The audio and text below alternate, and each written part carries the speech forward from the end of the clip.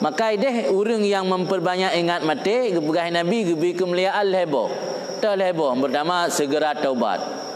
Yang kedua rida dengan kadar kecukupan. Yang kelima semangat dalam beribadat. Lebo faedah tanya lu tak ingat mati. Karena menyosabi tak anggap roh tu mungkin siatu ke mati. Handa bertengah-tengah taubat. Malamnya juga taubat. Karena bisa jadi untuk tubuh ke mati. Dan pasti pu yang kagebi oleh Allah tanya rida.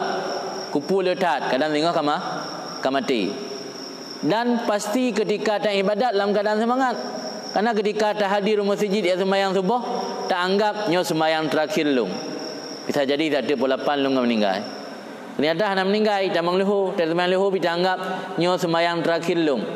Kadang leho lung kawafut. Ternyata nak meninggal tamang asa, tak asa kita anggap nyo sembahyang terakhir lung. Karena yang namanya terakhir pasti akan tak sembahyang dengan penuh khidmat dengan sempurna mungkin. Jadi heboh faedah tanya sering ingat mati. Pertama menyegera taubat.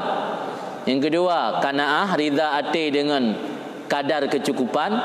Yang kelima iaitu semangat dalam beribadat. Sebalik ji nyaurung hantam ingat ke mati, sebalik dari layangan tunda-tunda taubat, hansip dengan apa yang kana, alian hana semangat dalam ibadat. Tiba-tiba maka Nabi jamun ada lewat pada tempat yang inan duduk anak-anak muda, ditegur oleh Nabi, "Syubu majalisakum bimukaddiril ladzat."